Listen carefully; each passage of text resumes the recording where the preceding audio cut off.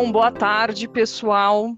Eu sou a Stephanie Terra, sou gerente de marketing do FutureCon e eu estou aqui nesse início desse webinar para dar boas-vindas a todos vocês presentes.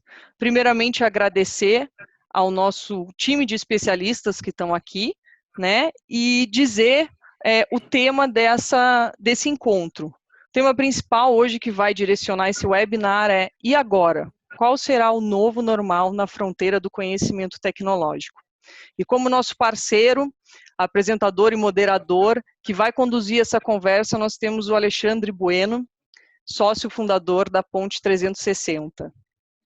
Como convidados e os nossos especialistas, a gente tem o André von Zuben, secretário de Desenvolvimento Econômico de Campinas, Eduardo Polidoro, diretor de IoT e M2M da Claro Brasil, José Gontijo, diretor de inovação do Ministério da Ciência, Tecnologia, Inovações e Comunicações, Hermano Pinto, diretor do FutureCon, Paulo Cavestré, CEO da Trópico, e William Franco, gerente de engenharia em manutenção na Natura.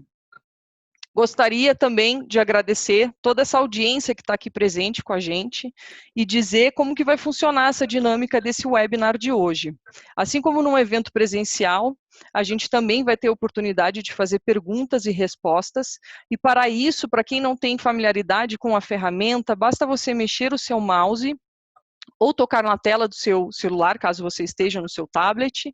Lá embaixo vai abrir aqui embaixo uma barrinha de ferramentas onde tem um Q&A, um Q e um A com 2 balãozinhos. Todas as perguntas podem ser feitas durante o decorrer do webinar e podem ser direcionadas diretamente a um convidado. Então, solicito que todos que estão com a gente aqui façam suas perguntas por lá, que ao final o Alexandre vai moderar junto com a sua equipe com os nossos convidados. Espero que vocês aproveitem bastante esse conteúdo e vou passar a bola para o Alexandre Bueno, que vai tocar com vocês daqui para frente. Obrigada mais uma vez. Grato pela apresentação, Stephanie. Grato aí a todos que aceitaram estar com a gente nesse dia. Grato também às pessoas que estão podendo desprender tempo aí para estar conosco hoje assistindo essa live. Foram pessoas que aceitaram aí de estar junto com a gente e que podem trazer alguma informação positiva dentro desse cenário que todos nós estamos vivendo, onde se faz presente até aquela frase do filósofo Sócrates, né? O que sei é que nada sei. Então a gente entende que todos nós estamos vivendo um novo momento, um novo cenário. E que esse momento, ele acabou causando uma pausa, né? Entre nós, entre as empresas, entre os processos, independente aí de entrar no mérito da questão, né? Mas que vem gerando um grande aprendizado para todos nós. Então esse é o meu sentimento, é o que eu venho trabalhando aí, fazer um aprendizado, tá? E essa palavra aprendizado, eu quero já começar aí fazendo uma primeira pergunta mais geral e serve para todos, tá? Qual aprendizado aí que vocês estão tendo, né? Nesse período causado aí pela essa motivação da crise do coronavírus, que todos nós estamos vivenciando. Então, estou querendo saber de todos, começando com você, mano. Compartilha com a gente aí o aprendizado que você está tendo nesse período.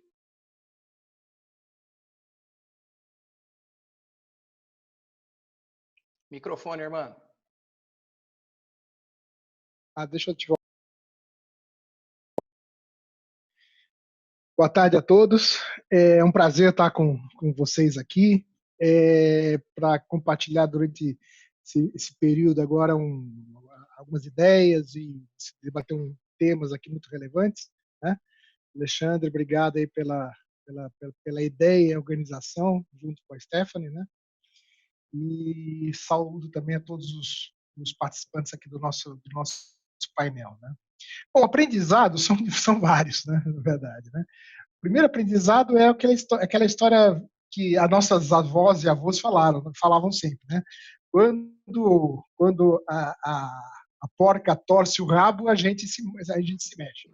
Então, quando a gente vê essa situação que a gente teve aí, né, de distanciamento, isolamento, de uma série de dificuldades para encontrar pessoas, né, a gente começa a desenvolver uma série de outras formas de relacionamento e de encontro. Assim como também as nossas empresas se adequam, né, às realidades, às novas realidades, né? E eu acho que o grande aprendizado que tudo isso tem trazido para a gente é que fazer com agilidade é melhor do que esperar e demorar muito para fazer, né? Então, a gente tem implantado, agora mesmo, a gente viu aqui no Zoom, agora que a gente teve algum problema de conexão, né? Mas faz parte de uma ferramenta que também está se adequando, porque o próprio Google não imaginava que fosse ter tanta demanda dentro do Zoom. Então, acho que o aprendizado é esse, né? A gente tem que fazer as coisas de forma mais ágil e, principalmente, observando as demandas que cada um de nós, mercado, fornecedores, clientes, temos em termos de demanda, né? Então, é isso aí. Obrigado. Tá bom. Contígio, responde para a gente, então, qual que é o aprendizado aí que você está tendo. Boa tarde a todos, é um prazer estar aqui, Alexandre. Meus colegas de painel, todo mundo que está no webinar. Eu acho que o primeiro aprendizado que existe, assim, olhando pela perspectiva do governo, a gente percebe claramente a natureza humana em todos os processos. Você vê pessoas, empresas, instituições se dedicando fortemente ao combate e ao enfrentamento, não só a pandemia, mas assim nos desafios que a situação traz para a vida, para o trabalho, para tudo, né? E ao mesmo tempo a gente vê também muitas empresas tentando se aproveitar dessa situação. A gente percebe isso claramente. Nós, enquanto governo, a gente percebe. Tem muita gente ajudando, muita gente se dedicando, doando, sem pensar na questão econômica, se reinventando, pessoas que nunca tinham mexido com uma webconferência, tudo isso se alterando muito rapidamente. Eu trabalhei muito tempo na área de inclusão digital, enquanto Ministério das Comunicações, e a gente sempre tinha esse desejo que a sociedade fosse inserida nesse mundo digital muito rápido. E, por um motivo que não é agradável, mas a sociedade foi inserida de uma maneira brutal em muitas ferramentas que a gente tem por aí. Isso aí trouxe muitos frutos, né? Acho que várias experiências vão continuar, mas, ao mesmo tempo, também mostrou as empresas e as pessoas e as instituições que realmente querem trabalhar para um Brasil melhor. Ok. William, compartilha com a gente. Boa tarde, pessoal. Primeiramente, agradecer a oportunidade de estar aqui com vocês, com os amigos aqui no painel e com todo o pessoal que está assistindo a gente de casa. Realmente, bem na linha que o Hermano falou, eu vejo que a gente tem mostrado um poder diferenciado para atravessar esse momento de crise. Coisas que a gente não fazia, a gente começa a fazer. A velocidade que a gente não tinha, a gente começa a ter.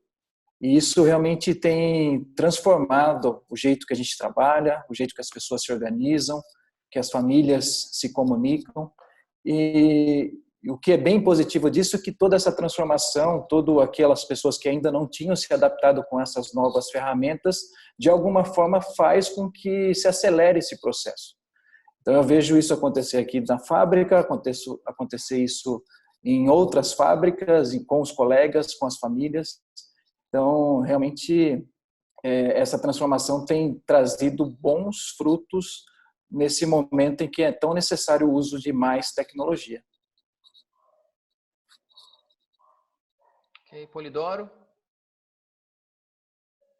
Boa tarde a todos. Obrigado, Alexandre, pelo convite. Prazer estar aqui com vocês. Bom, acho que o grande aprendizado, e aí não necessariamente puxando sardinha para o lado da conectividade, mas acho que a conectividade e as ferramentas digitais se mostraram muito importantes nessa fase. Ter uma conectividade de qualidade para que você tenha uma qualidade de trabalho é super importante. Eu acho que é quase uma unanimidade, pelo menos dentro da Claro, onde a gente conversa mais, onde a gente tem mais contato, que as ferramentas digitais estão tornando a gente mais produtivo. A gente está trabalhando mais produtivo, mais eficiente, muito mais reuniões no dia, mais decisões. Eu acho que outro ponto super importante que a gente está vendo é que a conectividade das coisas, né, o IoT, em especial, por coincidência, a área que eu sou responsável dentro da Claro, mas quanto mais você tem coisas conectadas e você tem dados, mais informações, melhor as decisões que você pode tomar, né? Talvez governos federal, estadual, municipal estão tomando decisões baseadas em dados, e quanto mais aquela cidade ou aquele estado ou país está preparado, mais importante ou mais eficiente é a decisão, né? E mais eficiente são a implementação dos processos também. Então, acho que o grande aprendizado que eu estou vendo nesse momento é que a conectividade e as ferramentas digitais, elas agregam muito mais valor do que a gente podia imaginar no passado. Cabestreia?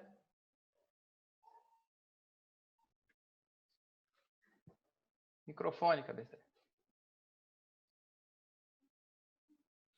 Obrigado, Alexandre. Acho que o seu som está um pouquinho baixo também, não sei, foi a impressão que eu tive, viu, Alexandre? Mas, enfim, gente, boa tarde, obrigado a todos, obrigado pelo convite aí, Alexandre, e aos colegas aqui, né, muitos amigos aqui. Não, olha, eu queria falar, assim, um aprendizado sobre duas óticas. Acho que como ser humano, né, pessoa física, né, acho que eu nunca vi, né, assim, o mundo experimentar uma situação que, independente de nacionalidade, de raça, né, tem um inimigo comum, um inimigo invisível, né? Eu acho que essa experiência do isolamento social, a gente ficar longe de entes queridos, né? Já eu vou falar para complementar o que o Polidoro falou aí, né? Eu também trabalho na área de conectividade, né? Mas como pessoa física é uma experiência única, por um lado difícil, né? Mas ver assim a capacidade do ser humano quando tem um problema em comum, a gente vê o quanto que a gente é dependente um do outro, no sentido positivo e negativo, né? No sentido positivo de assim, evitar contaminar o outro, né? E acho que a disciplina que se criou aí, do isolamento, enfim, a gente sabe que tem exceções, mas eu acho que a sociedade está mostrando, assim, uma atitude muito legal de ver estamos no mesmo barco, né? A terra é o nosso lar, e a dependência e esse espírito de solidariedade aí que se desenvolveu em todos os aspectos, que é muito legal. Eu fico assim, eu acho que o Covid-19 aí, ele vai trazer... O mundo vai mudar, a gente sabe que o mundo já está mudando e quando passar o Covid vai mudar. Sobre a ótica de negócio, né, pessoa jurídica, eu vou até, acho que o William e o Polidoro falou um pouquinho do que eu queria falar, né? Nós somos uma indústria, a gente também trabalha com soluções de conectividade para o setor de telecom. Não vou repetir as palavras do Eduardo, que eu faço aqui as minhas palavras. A gente viu aí a conectividade e a importância das ferramentas digitais, né? Mas para crescer, temos uma fábrica também em Manaus, né? A Trópico hoje está 95% trabalhando em home office, exceto a fábrica em Manaus, que a gente fez um rodízio, né? Então, a gente aprender a fazer a gestão melhor do ser humano para proteger a sua saúde, né? Virtualizar, enfim, né? A gente está num processo de aprendizado que eu acho que a palavra-chave mais importante, nós temos que nos reinventar. Eu acho que o processo de reinvenção, para quando passar essa pandemia aí, acho que o mundo vai estar bem melhor, viu? Rubem? Boa tarde a todos. Alexandre, obrigado pelo convite. Prazer estar aqui com tantas pessoas aí competentes para falar um pouquinho, né, o que a gente está aprendendo nessa situação de pandemia, né? Também fazer uma saudação àqueles que nos assistem aí. Bom, eu acho que essa questão que o Cabestreia acabou de mencionar era um pouco a linha que eu estava imaginando responder a sua pergunta. Nós temos uma situação que faz com que todo mundo tenha que sair da sua zona de conforto, no mundo inteiro ao mesmo tempo. Não é uma atitude individual, não é de um país ou de alguma empresa em particular. Todo mundo, indistintamente, teve que sair da zona do conforto, algumas com uma situação mais crítica, as outras não tanto, mas todo mundo está sendo obrigado a se reinventar ao mesmo tempo, né? Isso é uma coisa que, assim, sem precedentes, né? História recente do mundo. Isso demonstra uma coisa que a gente às vezes não estava acostumado a tentar, que é a fragilidade das pessoas, das empresas. A gente tem sempre uma visão muito arrogante das coisas, né? A visão de que nós sabemos, temos experiência e tal. Aí surge um negócio que em alguns meses bagunça o planeta inteiro. Então, acho que isso é uma coisa que a gente está aprendendo muito, né? Eu acho que é baixar um pouco a bola, né? Isso nos remete ao entendimento dessa interconectividade que o mundo tem, que as pessoas têm. Quando a gente fala assim que o planeta é globalizado, isso parece uma coisa assim que às vezes não se dá a devida profundidade para essa questão. Essa globalização que nós vivemos, ela nos coloca todo mundo numa interdependência inimaginável. E essa experiência que nós estamos passando está nos obrigando a entender isso, né? Essa situação que todo mundo depende um do outro, né? Você está aqui, depende do cara que está ali correndo risco, coletando lixo da sua rua, você está dependendo do enfermeiro, você está dependendo do guarda que está cuidando da segurança pública, correndo o risco dele, botando a família em risco. Quer dizer, e tudo isso a gente não parava, não era uma coisa que todo mundo parava para pensar nisso. Acho que isso revaloriza um pouco a questão das relações, né? E para ficar uma questão mais específica na tecnologia, eu acho que essa situação ela pode colocar a ciência, de um modo geral, e a tecnologia, em particular, revalorizadas. Porque a gente vinha enfrentando algumas questões de negação da ciência, negação de pesquisa, de questões fundamentais para as pessoas, elas estavam sendo questionadas de uma forma até que a gente nem imaginava, em pleno século XXI, isso acontecer, por pessoas importantes no mundo, né? Nações importantes. E isso daqui está sendo revisto e eu acho que vai redimensionar o papel da ciência. Nós vamos valorizar mais isso, eu acho que teremos mais recursos para isso. A questão da tecnologia, né? Da importância que a tecnologia tem para a manutenção do emprego, da ciência, da vida das pessoas, né? Então, acho que a gente está numa situação muito. E, por fim, dizer que isso vai criar uma situação onde muitos países vão ter um olhar mais profundo para as áreas estratégicas, coisas que antes isso não estava acontecendo. Você colocou tudo para ser produzido na China, né? A área de biocomponentes, de fármacos, a Índia domina quase todas as matérias-primas. Quer dizer, isso tende a mudar, porque os países viram que eles não podem ficar numa interdependência tão grande de questões estratégicas. Isso significa que, no caso do Brasil, a gente tem que rever a nossa política industrial para garantir que as questões estratégicas possam ter a sua produção aqui, mesmo que ela ocorra por empresas multinacionais, não importa, mas que elas tenham a produção aqui no Brasil. E assim vai acontecer em outros países, né? Recentemente eu vi algumas declarações dos Estados Unidos do pessoal dizendo, olha, nós temos coisas que nós terceirizamos a produção, temos que trazer a produção para cá de novo.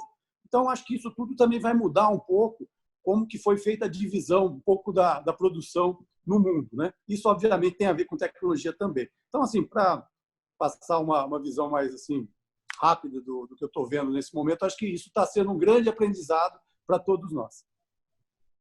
Bom, eu vou perguntar para o Hermano, meu áudio ficou bom agora? Meu microfone? Melhorou. Agora está melhor. Tá bom, então. Hermano, você como diretor do Grupo Informa, responsável pela maior feira de tecnologia que é a FutureCon, o que você entende aí do impacto que está tendo, né, na sua área, tá? O que você vê que vai potencializar e o que provavelmente deve se extinguir? Bom, o meu núcleo de trabalho dentro da Informa, eu cuido da área de tecnologia, cuido da área de varejo, cuido da área de infraestrutura, onde a gente reúne toda a parte de construção civil, a parte de logística, modais de transporte e assim por diante, né? Sem dúvida, a área mais impactada nesse momento é a área de varejo. O varejo está sofrendo bastante, né? Mesmo porque eu já atuei também, minha esposa já atuou no varejo também, a gente sabe que capital de giro no varejo é uma questão muito complicada, né? e com, digamos assim, as empresas têm pouco fôlego, né? Então, a gente vê uma situação bastante preocupante nesse segmento de varejo, né? Agora, nos segmentos de, de infraestrutura, vamos chamar assim, que telecom também está em infraestrutura e tudo, a gente vê, digamos assim, um certo momento crítico em termos de afastamento de investimentos, né? Então, algumas postergações, a gente achava que agora, nesse mês de abril, a gente já teria decolado com uma série de implantações aí no Brasil, tanto no mercado de telecom, como no mercado de rodovias, ferrovias, assim por diante, né? E a gente está vendo, claro, uma postergação, mas é um quadro um pouco diferente, né? Porque, efetivamente, as demandas de infraestrutura do Brasil, elas são gigantescas, né? Então, a gente, quando conversa com o pessoal de portos, quando a gente conversa com o pessoal de rodovias, quando a gente conversa com o pessoal...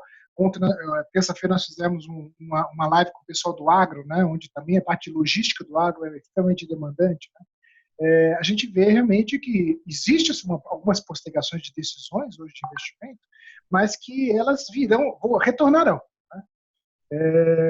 E, claro, como disse o Polidoro, né? Em telecom, sem a conectividade, a gente vai ter muita dificuldade de fazer as coisas acontecerem, principalmente nesse novo mundo, nesse novo normal, como se chama, né?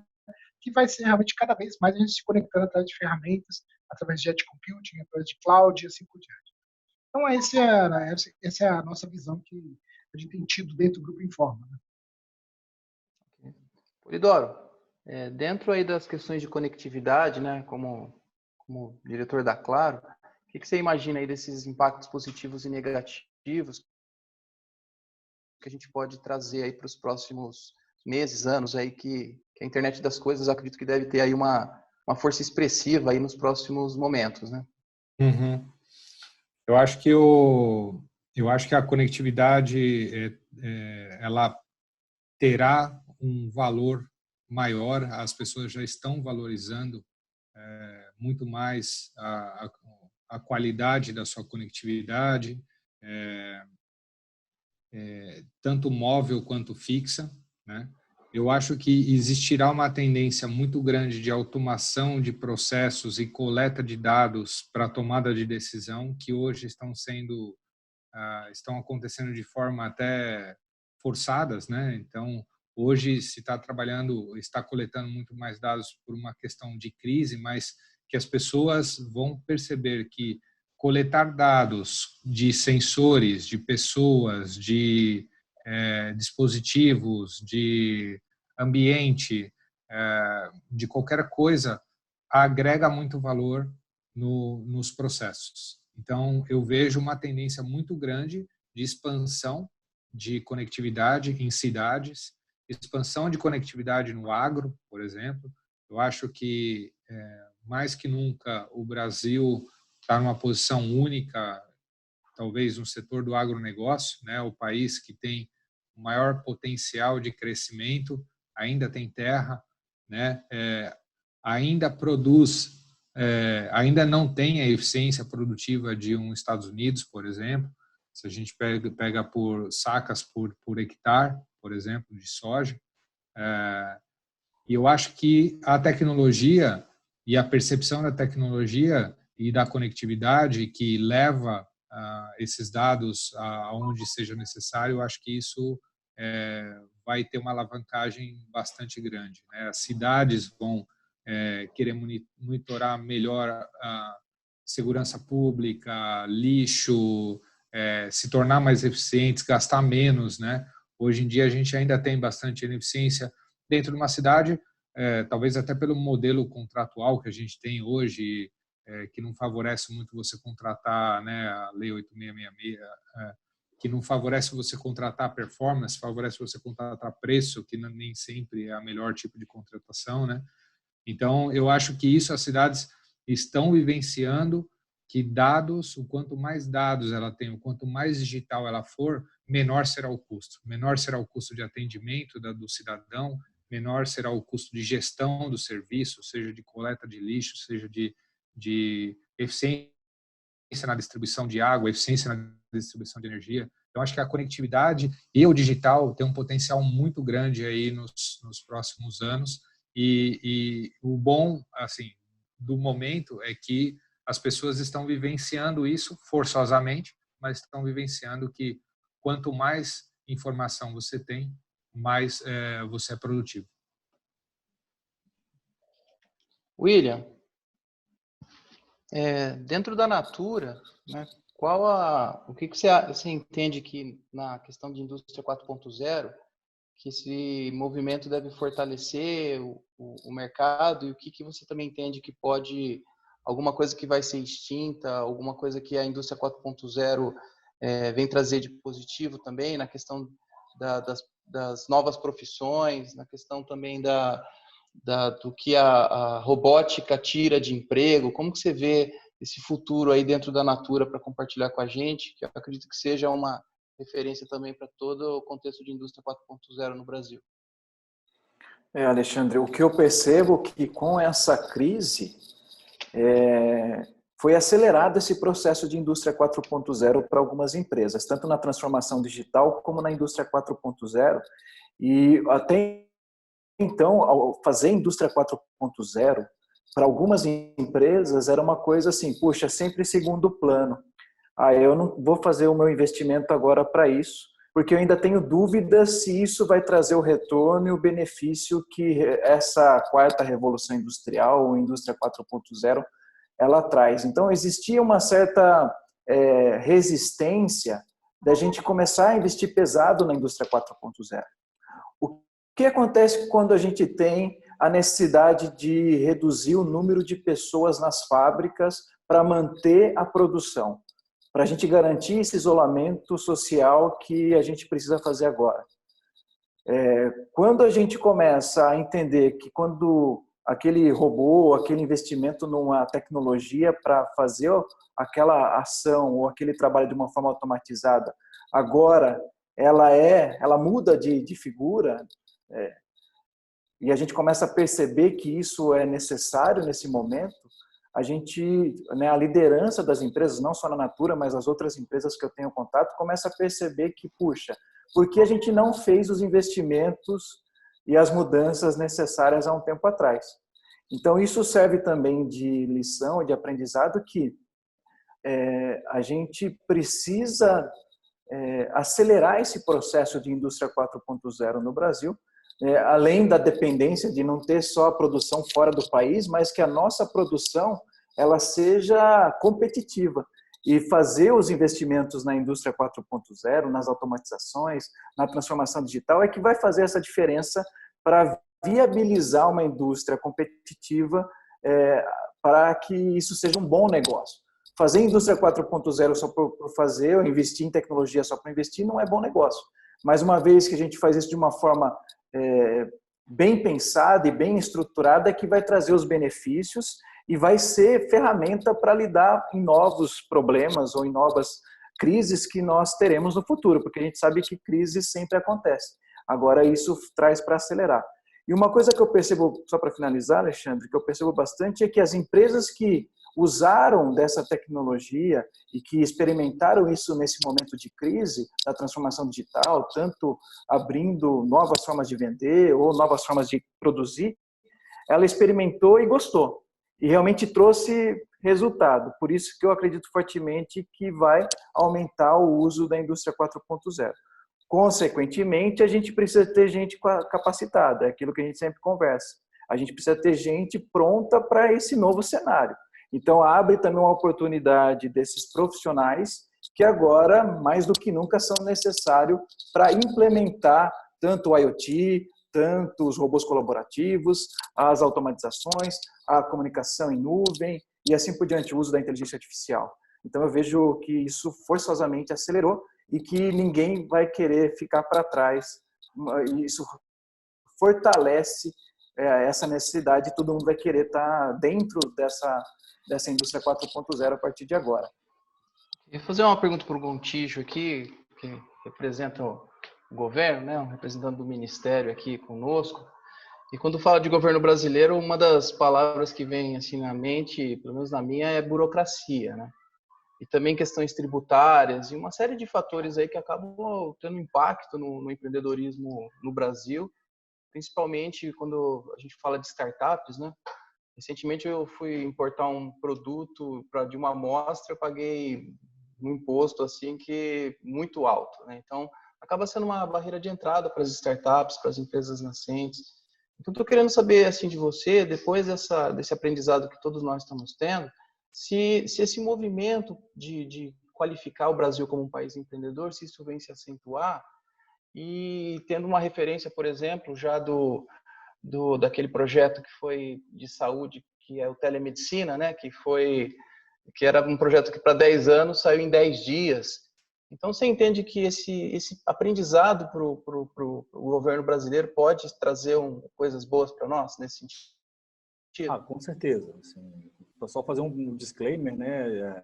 Essas medidas de desburocratização, de fomento ao ambiente empreendedor já vem acontecendo aí em um passado recente na administração pública, orientado a essa agilidade nos novos modelos de negócio, né? Você tem tanto várias legislações sendo simplificadas, botando mais a confiança no empresário do que a desconfiança.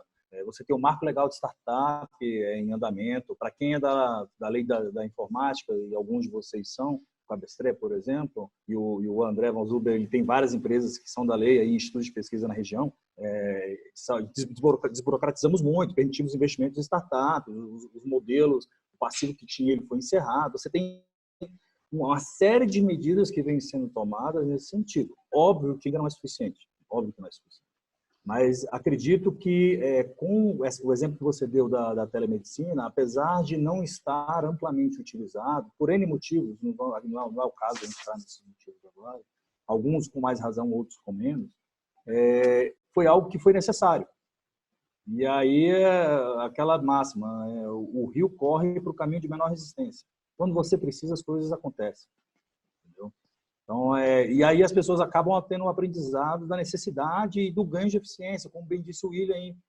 Ele viu que quando eles botam uma automatização, não sei se chega a ser chamado indústria 4.0 em alguns casos, mas uma automatização industrial, você consegue alguns resultados absurdos. Eu fui em uma determinada empresa, não vou dizer qual, que o robô que ela comprou, que custou acho que foi R$70 mil, ele pegava uma caixa, abria uma caixa, pegava um produto, botava na caixa, fechava a caixa e botava no pallet.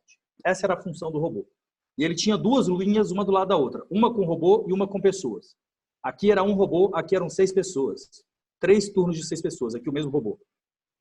Só o salário dessas pessoas nesses turnos aqui, em 2 meses e pouco, pagava o valor daquele robô.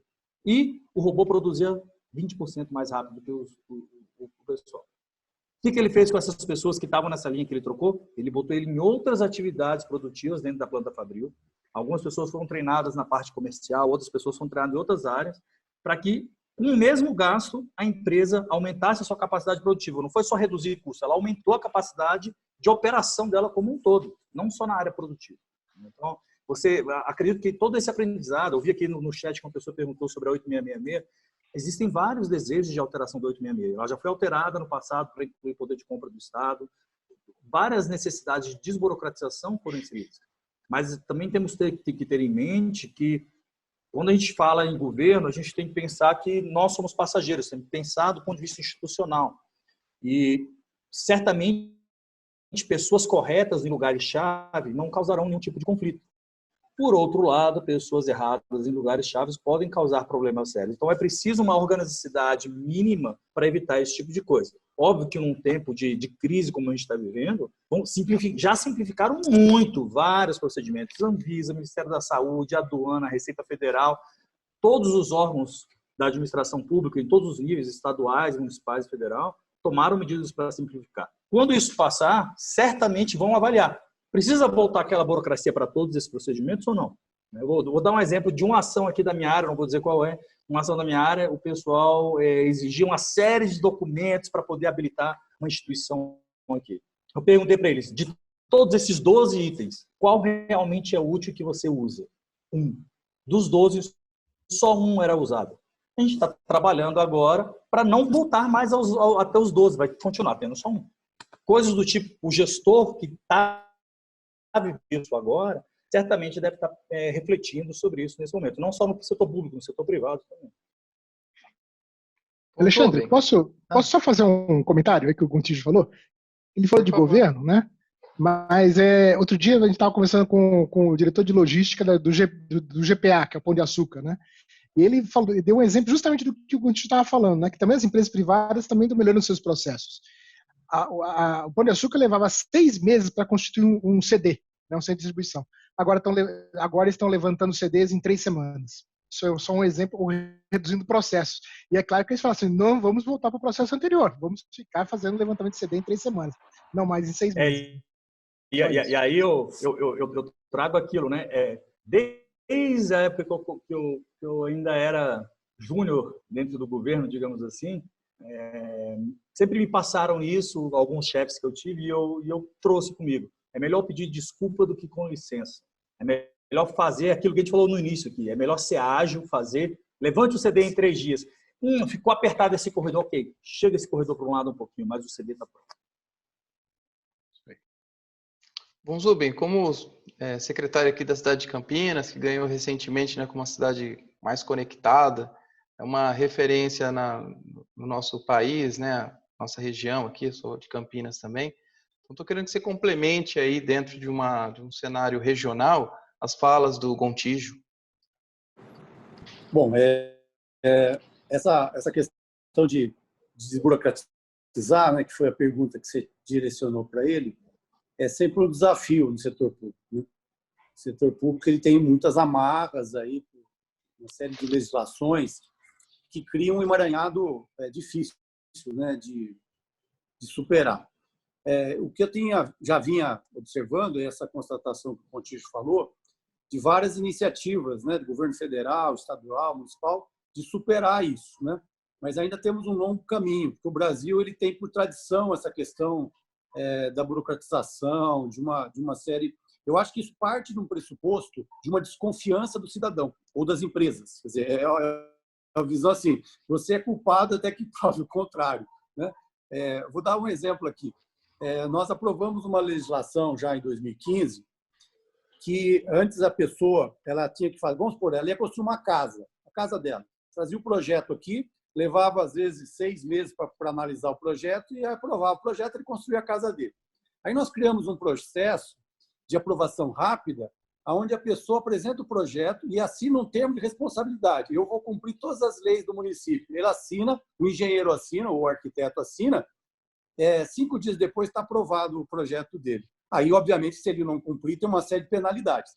E desde que a gente implantou essa lei, são raros os casos de penalidade. A maioria cumpriu exatamente o que foi preconizado. Então, estou dando um exemplo até assim de como desburocratizar e que vale a pena, porque a gente ganhou agilidade. A maior parte dessas construções de menor metragem, elas ficaram abrangidas por essa lei. Aí sobrou tempo para as construções de maior complexidade, por exemplo, um prédio de 15 andares, sei lá, que exige uma análise mais criteriosa, você tinha mais disponibilidade de técnicos para analisar, o que reduziu o tempo também de análise das mais complexas. Então, só estou dando um exemplo de que é possível e que vale a pena, porque dá certo, né? Então, eu acho que a gente tem que apostar nessa desburocratização, porque isso vai garantir tudo que a gente estava falando antes, que tem que ter mais agilidade e tal. Quando você depende do poder público, quase sempre você tem que ter uma autorização, tem que ter alguma licença, alguma coisa, é muito importante que o poder público ganhe essa agilidade para que o setor privado possa desenvolver na plenitude a sua capacidade de fazer acontecer, né? Se essa obra de um CD aí, né, no caso do Pão de Açúcar, pegar uma cidade que tem muita burocracia para licenciamento ambiental, não sei o quê, talvez ele não consiga. Ele pode até ter capacidade de fazer a parte dele, mas ele acaba não conseguindo por conta de uma série de licenças e aprovações que ele precisa ter. Então, acho que esse é um foco muito importante para a gente poder avançar, né? Além de procurar desonerar, né, principalmente os setores de tecnologia, né? Aqui a gente tem 2 legislações muito importantes. Tá? Uma que é específica de startup, que concede benefícios fiscais para qualquer startup instalada no município, e a outra, que é uma lei específica para as empresas de tecnologia, aí, independente se elas são startups ou não, que concede benefício de ISS para essas empresas. Nós temos mais de empresas que recebem esse benefício aqui em Campinas. Isso é muito importante, porque você está apostando né, e buscando criar melhores condições para o desenvolvimento dessas empresas de tecnologia. Eu acho que o Estado tem esses dois papéis chaves, que é desburocratizar o máximo possível para facilitar a vida das empresas e buscar criar políticas fiscais que ajudem, principalmente no início das empresas, as empresas que estão se constituindo, para que elas consigam ter escala e se fortalecer no mercado. Bom, vou abrir aqui. Eu queria complementar pode falar. Um ponto por favor. aí que o William falou, que tem a ver com conectividade, né? E a indústria 4.0, né? Bom, uma das coisas que a Trop tem se envolvido bastante aí, né? Agronegócio, né? 23% do nosso PIB, a gente está vendo aí, né? Nós estamos tendo uma atuação muito forte no agronegócio, temos uma parceria com a John Deere, né? Para levar a conectividade para essas áreas remotas aí do Brasil. E a gente está vendo, assim, né?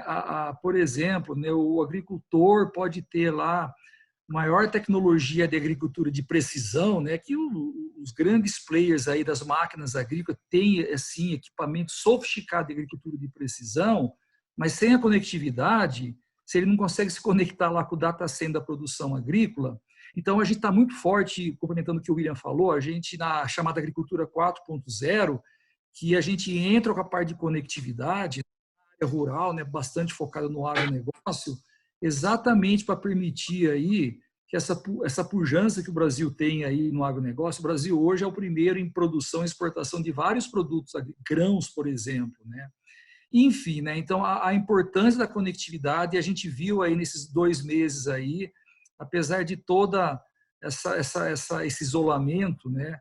A gente vê como que alguns clientes nós já estão vendo ganho de ter essa conectividade, né, nas áreas rurais, para permitir aí o que a gente chama de agricultura de precisão se transformar em agricultura de decisão, né? A máquina conectada, essas máquinas colhedoras de algodão custam aí milhões de reais, antes dela dar um problema, né, o cara do data center entra em contato lá com o motorista, né, com o piloto a gente fala que é um piloto, né, para que o 24% dele não seja afetado e o produtor não ter prejuízo. Então, a importância da conectividade, tá? Só para complementar. Bom, eu vou abrir aqui já para o pessoal que está participando conosco, tá? Já começaram a chegar várias perguntas aqui. A primeira é para você, Polidoro. A pergunta é do José Antônio Dias. E os analistas de dados, quem irá transformar dados em informações úteis? Com certeza. Eu até acabei respondendo para o José.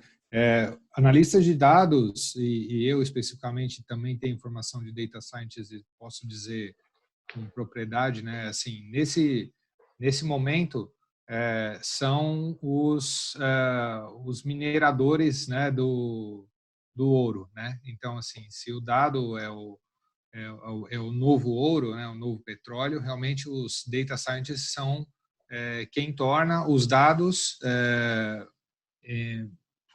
em decisão, em insights, né? Insights que geram produtividade. Então, com certeza. E eu até ia fazer um comentário anterior, que assim, o que eu estou vendo também, que é uma tendência, eu vejo como uma tendência, até dessa questão que a gente está passando, né? Todos nós, eu tenho 2 filhas, então as 2 estão, obviamente, tendo aulas online. O que vai acontecer?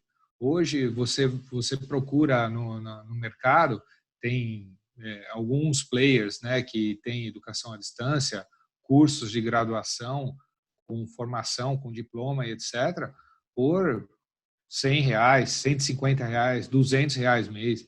Assim, infinitamente mais acessível do que cursos fisicamente falando, e que essas pessoas que, obviamente, vão ser impactadas pela automatização,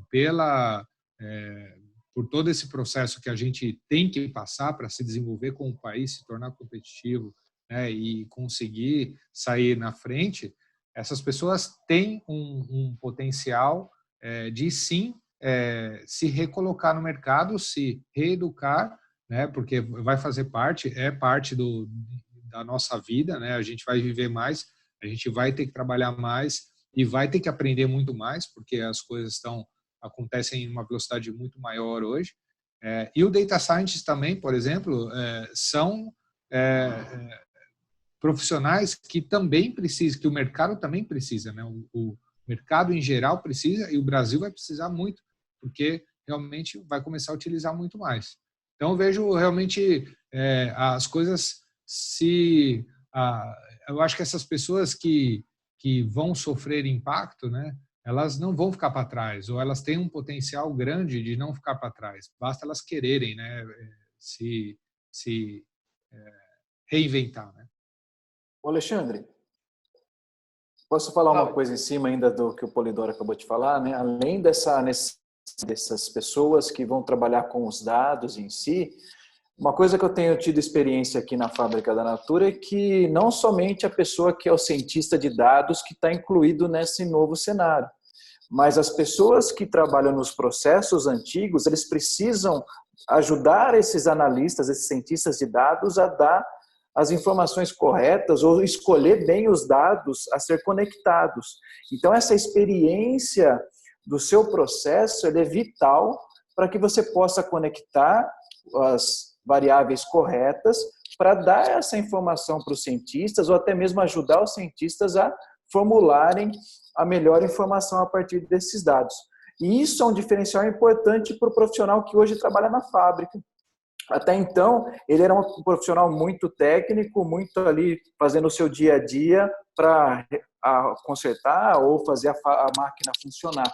Agora ele tem que ter esse conhecimento de como conectar essa máquina, quais são as variáveis do processo que são mais relevantes e que são boas variáveis para ir para esse caminho de gerar informação. Então, eu acho que existe agora um trabalho em conjunto desses profissionais. E isso é oportunidade. As pessoas das fábricas têm que se reinventarem para que possam ser as pessoas certas nesse momento para ajudar a gerar os dados importantes e fazer a soma junto com esses profissionais de ciências de dados.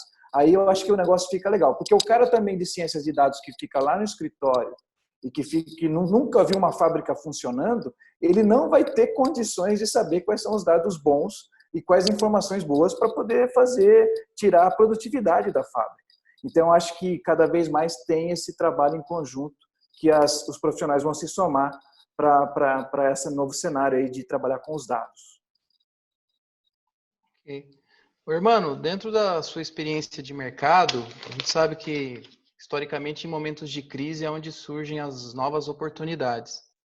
Eu estou querendo saber de você, assim, se você fosse apostar suas fichas aí num futuro presente, onde você colocaria seus investimentos? Olha, eu aposto muito na infraestrutura brasileira, né? Seja em termos de demanda de conectividade, como o Polidoro bem colocou, o Cabestré. Eu acho que ontem ou anteontem, quando a gente estava discutindo a questão do agro, né, a gente viu como a quantidade de oportunidades que a gente tem no campo. E ontem eu participei de um evento também virtual lá nos Estados Unidos. E por incrível que pareça, também nos Estados Unidos estão verificando que há uma demanda enorme para penetração rural nos Estados Unidos. Então, investimento para realmente a gente prover conectividade, para aumento de produtividade, acho que são modelos de negócio diferentes. Eu acho que não vai ser mais a gente vender subscrição ou fazer algum tipo de combo e tal, mas são modelos diferentes que a gente vai montar, porque a gente sabe que na ponta, o empreendedor, seja o agricultor, seja o industrial, seja o que for, ele vai estar demandando conectividade em um formato que para ele vai ser básico para que ele possa produzir mais, com mais eficiência e com mais qualidade. Do outro lado, eu acho que um outro segmento que acho que vai bombar também no mercado brasileiro, tem que bombar, é a área de logística. A gente está vendo que nesse momento, né, a gente tem visto uma série de demandas novas que estão acontecendo no mundo da logística, né, mas principalmente a questão do escoamento da produção. A partir do momento que você fala de maior eficiência, a indústria 4.0 vem a trazer, que a conectividade no campo vem a trazer também, né, a gente tem que escoar essa produção. E a logística brasileira ela tem que realmente ter um impacto muito positivo, seja no modal ferroviário, no modal rodoviário, na questão dos portos, nas questões do transporte fluvial. Eu acho que tem todas umas demandas muito fortes para que a gente aconteça, tanto na questão logística, quanto na questão conectividade, para a gente garantir maior eficiência dos segmentos, tanto primário quanto secundário brasileiro. Eu vou trazer mais uma pergunta aqui do público para você, Gontijo, essa, tá? Vou ler aqui, tá? As empresas e o governo vão começar, então, a adotar a IoT, Machine Learning, Data Mining, Analytics e outras tecnologias para os seus negócios, menos timidamente do que antes da pandemia? Na verdade, a gente não vai começar, a gente já tinha começado, né? Em função da necessidade de ganhos de eficiência, num passado bem recente, vários órgãos de governo, certamente os federais, não apenas os federais, mas os estaduais e municipais também, já têm feito isso, inclusive em parceria entre entes, né? Nós aqui, por exemplo, da nossa secretaria do Ministério da Ciência e Tecnologia aqui, junto com o André von Zuber aí, a gente pode até comentar isso também, a gente fez uma parceria usando justamente inteligência artificial para a segurança pública lá na cidade de Campinas, né? Usando recursos da lei de TICs e parceiros e centros de pesquisa da região. Na parte de gestão pública, análise de processo, a forma como a gente conseguiu reduzir, evitar que o passivo de processos aqui da nossa área crescesse, foi colocando, além da parte de auditorias independentes, colocar inteligência artificial e BI. Então, o que a gente faz? A gente analisa comportamentos fora do padrão, são emitidos alertas e a gente vai fiscalizar em loco, vai olhar com mais detalhe aquilo que acontece. O TCU, os órgãos de controle, a Receita já faz isso já há algum tempo. Então, assim, para nós que somos o setor de TIC, né, de transformação digital, nós que temos isso na nossa origem nerd, digamos assim, a gente já pensa e já trabalha com isso já há algum tempo. Analisar números não mentem. Você trabalha com números, a chance de você ter resultados melhores é alta. O que a gente vê também em várias instituições aqui no governo federal, áreas que não são área FinTech, usarem isso para fazer um trabalho sensacional. Então, você tem o DataSUS no Ministério da Saúde, você tem o próprio SERPRO e outras áreas dentro do Ministério da Economia, você tem áreas dentro do Ministério do Desenvolvimento Regional, áreas dentro do Ministério da Infraestrutura. Você tem várias instituições trabalhando com isso. O que vai acontecer agora é a expansão disso dentro dos limites que a proteção de dados pessoais permite. Isso a gente sempre tem que ter em mente, né? O limite, não só o limite ético, mas o limite legal que é permitido ao Estado fazer esse tipo de mineração de dados e análise de BI. Aproveitando, von Zuben, que o Gontijo deu um gancho aí, se você puder comentar, então. Bom, isso ainda, eu diria assim, que no nível dos municípios, eles precisam avançar muito ainda, né? A gente ainda tem uma dificuldade muito grande com a forma como foram construídas as estruturas de TIC nos municípios. Eu acho que no Brasil, de um modo geral, né? Mas para falar aqui do que a gente conhece com mais precisão, a gente vê que, na verdade, o município ele tem várias estruturas que não se conversam, né? Você tem a saúde, tem os dados dela, a educação tem os dados dela, a segurança, quer dizer, isso dificulta muito você construir alguma coisa inteligente, né? Eu falo que, sim, até citando o que você comentou no início, a gente aqui em Campinas ganhou o prêmio de cidade mais inteligente do Brasil ano passado. Eu diria assim, isso é porque a média nossa está ruim, porque eu acho que nós temos que melhorar muito mais, né? A gente que está aqui, a gente sabe assim, nossa, a gente ainda tem que fazer muita coisa. Mas isso daí tem a ver com a forma como foi estruturando, né? Eu falo assim, ter um monte de software não torna uma cidade inteligente, não torna uma empresa inteligente. Ela é inteligente se esses dados eles puderem ser, primeiro, analisados, gerar capacidade de gestão, né, de decisão em cima deles, ou automatizada a decisão, ou mesmo que tenha um gestor para decidir, mas que ele possa se fazer uso. Como foi mencionado agora há pouco, né, pelos alguns colegas que me antecederam, da importância que é fazer essa análise de dados. Isso é uma coisa a ser construída, né? Isso é muito, porque isso não está disponível. Isso é um processo. Você sabe como tem dados que estão em linguagem que você não consegue nem mais fazer ela funcionar junto com outras mais novas, né? Então você tem que fazer toda uma reconstrução disso, né? Isso não é uma tarefa fácil, né? A gente está trabalhando isso, mas a gente tem capacidade de ver esses resultados quando você implementa eles, né?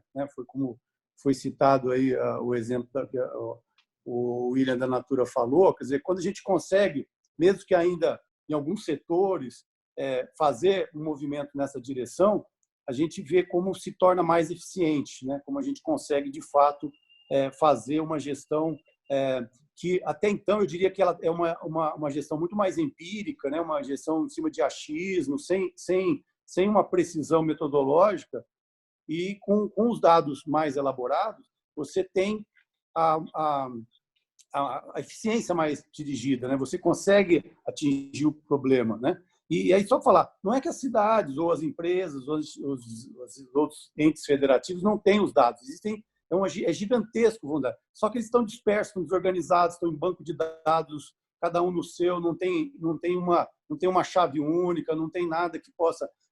Eu vou dar um exemplo assim, que a gente costuma usar aqui de exemplo. Você vai no posto de saúde com seu filho, então você cadastra lá para ter o atendimento do SUS, né?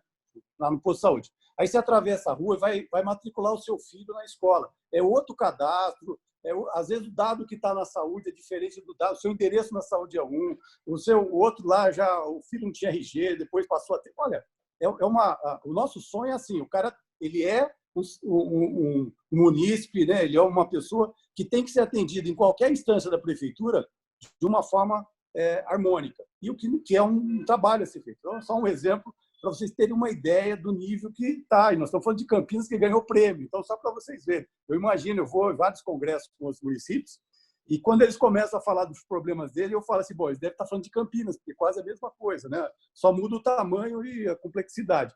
Então, é um desafio bastante grande. Eu acho que a gente pode aprender muito com a iniciativa privada. Eu gosto muito de parcerias, porque elas nos ajudam muito a ganhar essa dimensão de agilidade, de eficiência. Então, eu falo para as pessoas aqui assim, mesmo quando a prefeitura tem capacidade de fazer sozinho, eu prefiro fazer em parceria, porque em parceria a gente sempre aprende mais e faz mais rápido. E acho que é isso que nós temos que apostar. O Cabestre, a gente sabe que o agronegócio sempre foi uma menina dos olhos aqui no Brasil, né, em termos de negócio, mas quais as dificuldades que você vê que existe para implementar a conectividade no campo? E o que você entende que esse novo momento pode acelerar esse processo frente a uma mudança cultural, até de sentir que a tecnologia realmente pode vir de uma maneira para beneficiar as pessoas de uma maneira mais expressiva?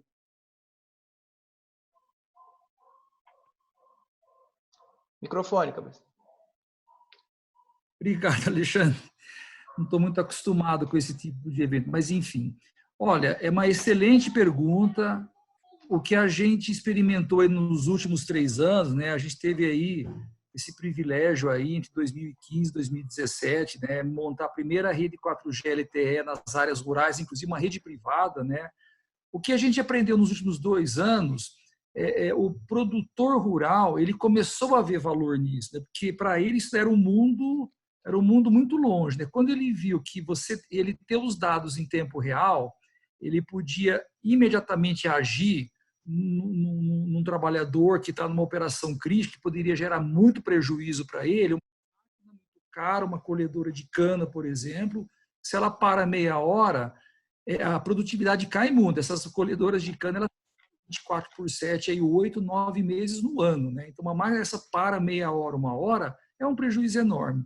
Então, acho que a primeira assim, dificuldade foi, eu acho que quando o produtor rural experimentou a conectividade, né, ele ter os recursos deles, trator, caminhão, né, máquina agrícola, colhedora, plantadeira e tal, conectado em tempo real, ele começou a fazer as continhas deles e criar aí os famosos KPIs, né, o Key Performance Indicator, e ele começou a acompanhar de um ano para o outro e viu que o investimento que ele faz em conectividade, para trazer ali o que eu denominei ali agricultura de decisão, ele tem um ganho do curto para o médio prazo, né? Então, isso daí, eu acho que essa etapa agora já foi vencida.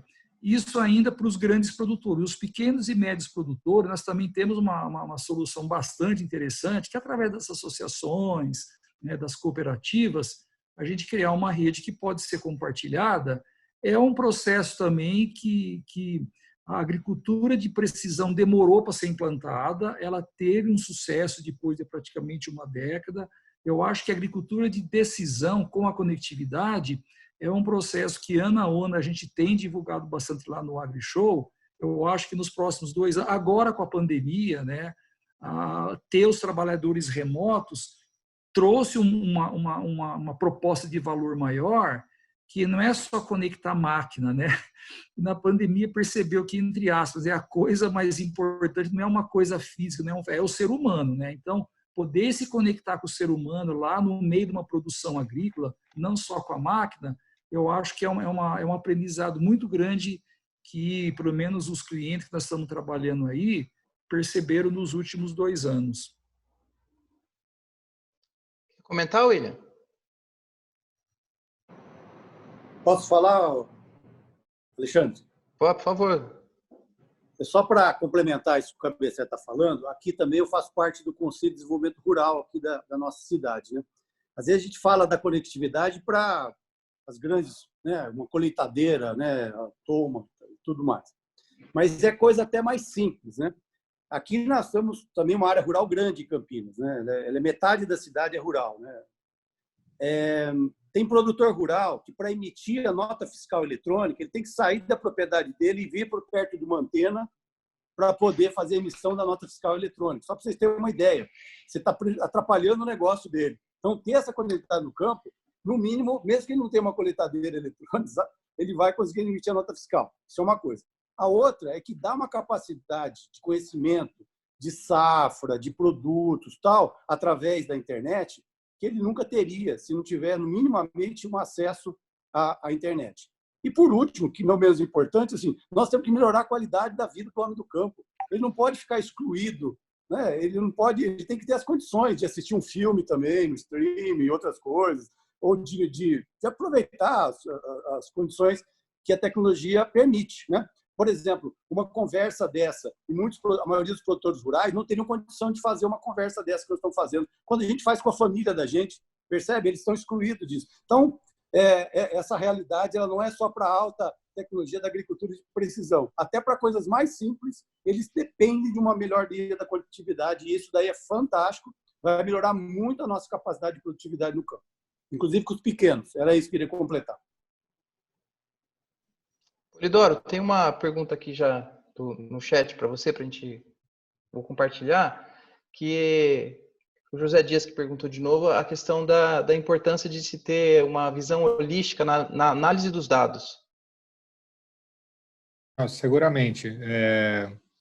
E só complementar o Cabestré aqui, acho que realmente, e o Zuben, realmente a conectividade no campo, eu acho que, além da questão de conectar os equipamentos, né, como foi bem falado, conectar as pessoas, né? Realmente incluir as pessoas, né? Ser capaz de fazer uma faculdade à distância, ser capaz de ter entretenimento, que a pessoa que está lá no campo, que vive, em geral, bem melhor do que a gente aqui, né, num lugar menos poluído, né, mais natureza, com uma qualidade de vida melhor, que ela não se sinta excluída e que ela permaneça no campo, né? E que outras pessoas da cidade também vá para o campo, né, para agregar mais valor ainda. Então, só complementando assim, realmente a conectividade no campo, ela é super importante. E eu acho que faltava, que eu acho que para os grandes produtores, eles já vivenciaram, que é exatamente o que o Cabestré falou, eles já vivenciaram esse ganho de produtividade, esse ganho ou o ganho de produtividade ou a redução de custo por ser mais eficiente, né? Então, eu acho que o grande produtor já não tem mais dúvida, né? Então, obviamente, as operadoras e a Trópico, por exemplo, têm soluções para levar a conectividade. O que é mais difícil é tentar juntar produtores menores, porque esses menores ainda, por motivo até de escala, muitos ainda não vivenciaram esse ganho de produtividade ou essa redução de custo, etc. Então, isso acaba sendo um empecilho. Mas voltando à pergunta, acho que realmente a visão holística é super importante para o data scientist. né, até na linha do que o próprio William falou, ter um conhecimento do processo é vital, né? O data scientist que conhece puramente estatística, ele agrega zero de valor, né? Porque ele não sabe o que é importante, ele não sabe como que é o processo, então ele não sabe que variáveis que ele precisa monitorar, quais são as mais importantes, que tipo de algoritmo utilizar, né? Então, realmente, assim, a visão holística ela é determinante para o sucesso da implementação de algoritmos, qualquer que seja ele, em qualquer setor. Vou perguntar para o William, aproveitando aqui uma pergunta de uma pessoa que está com a gente, relacionado com a questão da retomada da indústria brasileira pós-pandemia, tá? Então, o William, como dentro da Natura, né, que é uma referência mundial de indústria 4.0, estou querendo saber seu sentimento assim, relacionado com a indústria brasileira e esse momento em que ela pode se renovar, se reinventar e realmente trazer oportunidades para o Brasil como um todo nesse segmento.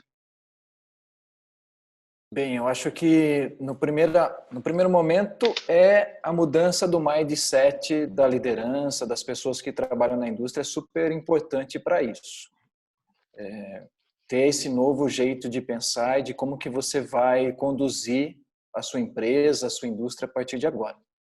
O outro lado, que é bastante importante falar também, que essa crise ela tem trazido redução do capital para investir. Então, tem o outro lado, o lado negro do negócio, que você não tem ao seu favor dinheiro sobrando para fazer isso. Então, mais do que nunca, você precisa ter dentro da sua organização pessoas que consigam ter essa habilidade de tomar as decisões corretas, de conseguir colocar dinheiro onde realmente vai trazer os benefícios. Cada vez mais isso é fundamental. E também a gente precisa muito, para as outras empresas que eu vejo, da ajuda do governo, para que a gente possa ter linhas de créditos, financiamentos, para que isso dê sequência, que isso não pare. O pequeno empresário, pequena pessoa, né, a pessoa que tem a pequena indústria, ela vai ter a necessidade agora de canais de financiamento para que, se ela quer colocar o robô lá e ganhar produtividade, para que ela seja uma empresa mais saudável a partir de agora, essa contrapartida vai ser necessária, mais do que nunca, Alexandre. Uma pergunta também, Gontijo, para você agora, que eu acho interessante, que todo mundo querendo saber, né, relacionado com 5G. Quando que o 5G chega no Brasil e se esse movimento aí de coronavírus pode potencializar, como já vem trazendo para uma realidade mais próxima, vários benefícios que o governo brasileiro pode trazer para a nossa sociedade. Obrigado, Alexandre. Só antes de falar do 5G, eu só vou concordar com o William, tá?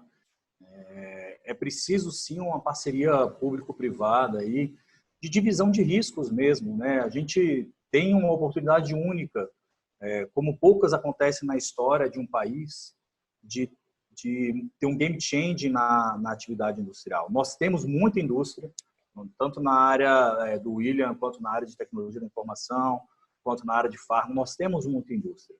Entretanto, ainda não temos soberania tecnológica em todos os insumos que nós utilizamos.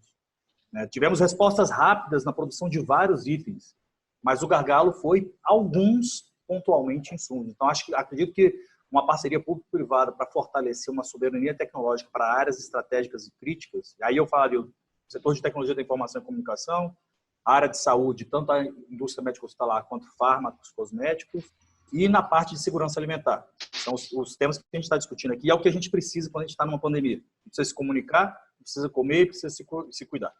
É isso, né? Em relação ao 5G, o processo está sendo liderado pela Secretaria de Telecomunicações aqui do Ministério, muito bem liderada pelo secretário Vitor, e trabalhando muito próximo da Anatel, que está sendo conduzida pelo conselheiro Leonardo Euler. O edital ele já teve sua consulta pública, né?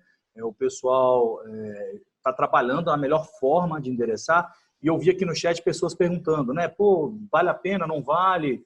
Vai ter um custo alto esse espectro, teve crise, e na minha visão, do mesmo modo como o Eduardo comentou ali, sobre a infraestrutura de IoT, a conectividade é fundamental, Mas mais do que a conectividade, os dados, né, as aplicações que vão rodar em cima dessas redes vão trazer uma economia nova que não está no nosso radar ainda.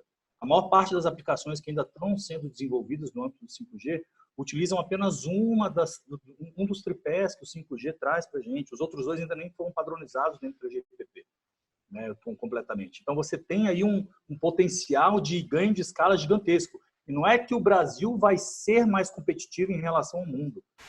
Se o Brasil não fizer, ele vai deixar de ser competitivo. Não é uma escolha não ter o 5G. Nós temos que ter, não adianta.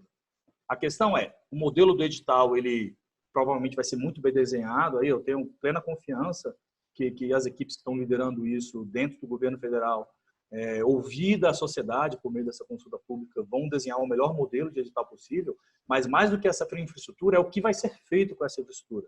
E aí cabe um trabalho muito, muito grande aí das operadoras, aí do Eduardo e das outras operadoras, e não só deles, das startups, dos empreendedores, dos vendas, dos fabricantes, como é o caso do Cabestré, de prover soluções que vão gerar muita riqueza em cima dessas redes, que o potencial delas é enorme.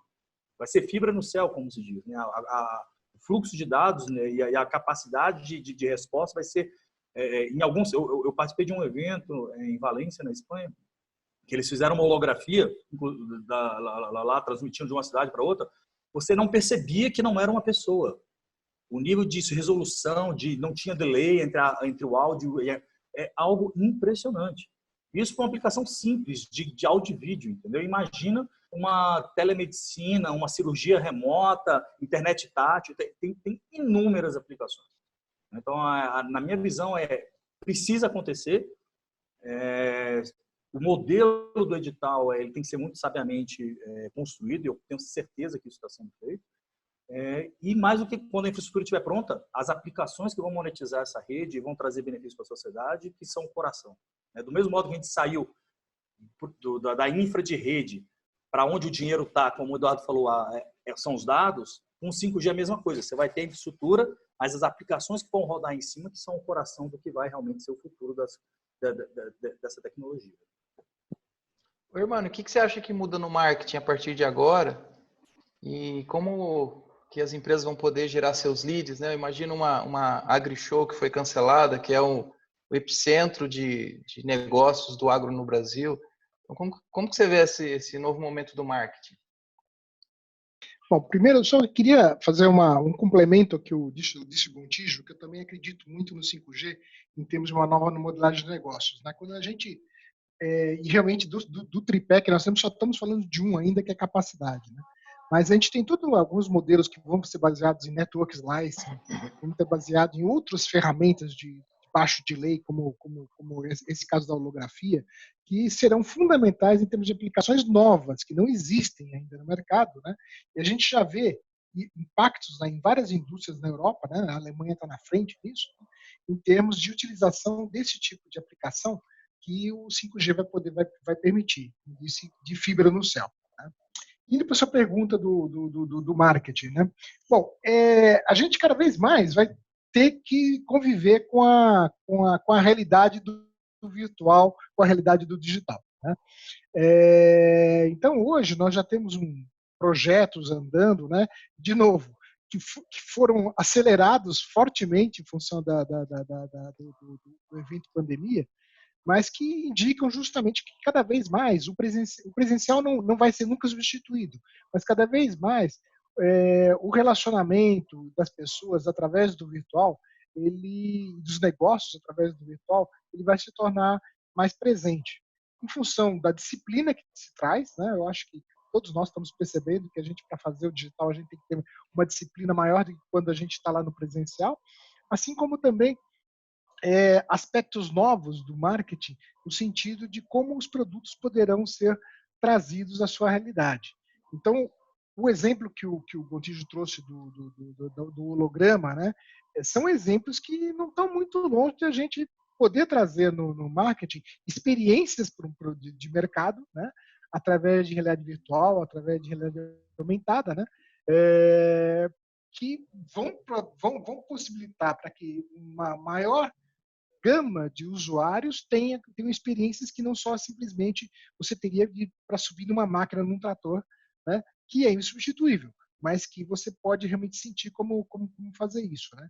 Processos de gamificação também vão ser cada vez mais utilizados, né? Onde as pessoas gostam de competição. Então, a gamificação é um elemento fundamental que o marketing vai começar a trabalhar cada vez mais, tá? E no digital, a gamificação fica ainda mais fácil. É só olhar o boom dos esportes que a gente está tendo, né? Eu vi uma estatística recente, né, que só entre março e abril, né, nos últimos 50 dias, o esportes no mundo cresceu 34%. Isto digamos, é uma questão que cada vez mais a gente vai também estar utilizando dentro do marketing, tanto de produto quanto de branding de empresa. Ok, Polidoro, estou querendo que você puder fazer um pedido aí para o Gontijo, né, relacionado com as questões de IoT, de conectividade, relacionado com a tributação. Então, assim, acho que é um bom momento frente a todos nós aqui, né? A audiência tá boa, essa live vai ser compartilhada depois no YouTube, então a audiência deve aumentar. E desde já quero ser grato a todos vocês, né? Porque a gente está literalmente entrando na casa de algum de vocês, o que em dias normais eu vejo que um projeto desse de juntar todos nós aqui nesse momento não seria tão fácil. Então, quero ouvir de você, Polidoro. Legal. Bom, deixa eu só complementar a questão do 5G e já falo e coloco esse ponto que você falou que é super importante.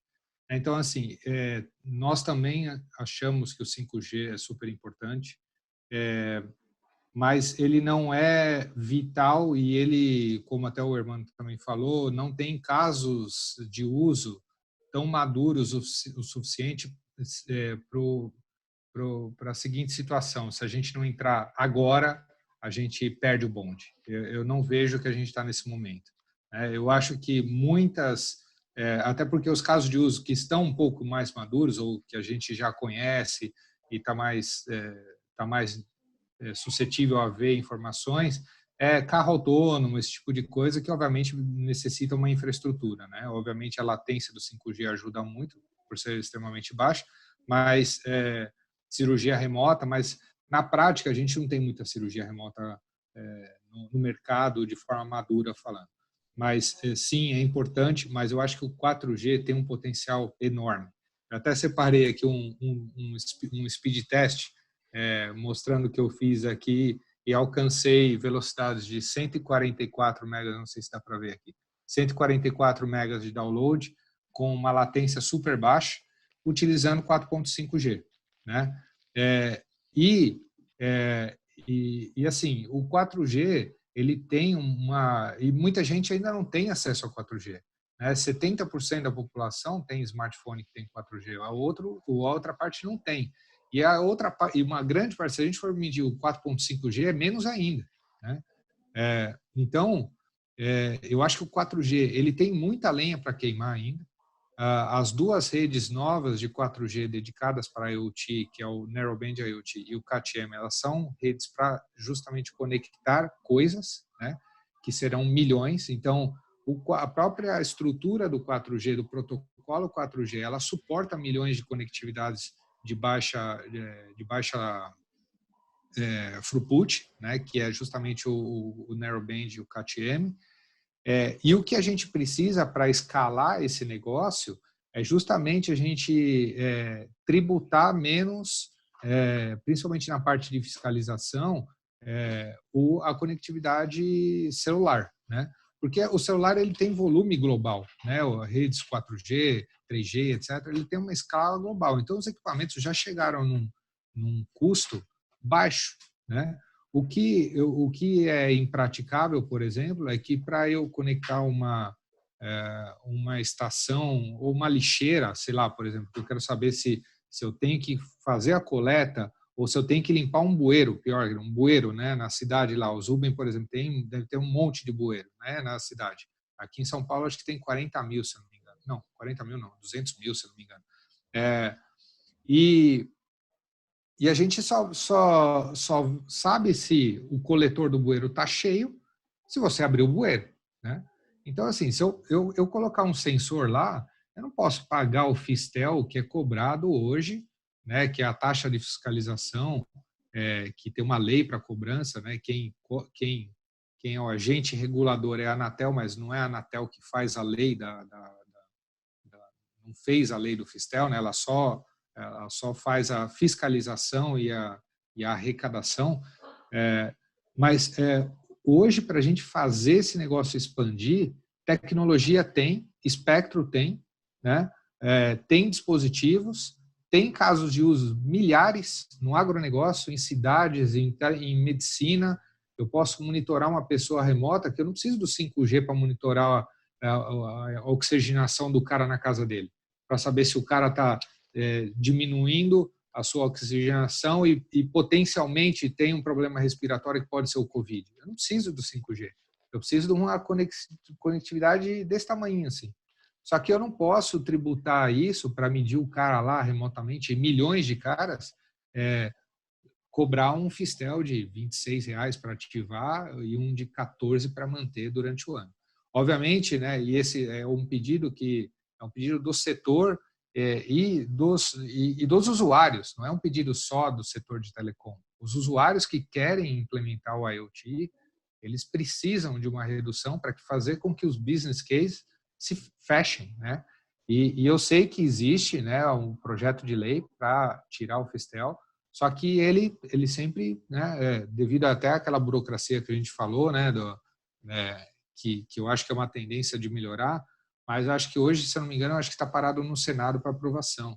Então, a partir do momento que se faz isso, porque essa arrecadação ela não existe hoje. Então, não é que o governo está abrindo mão de uma arrecadação, né?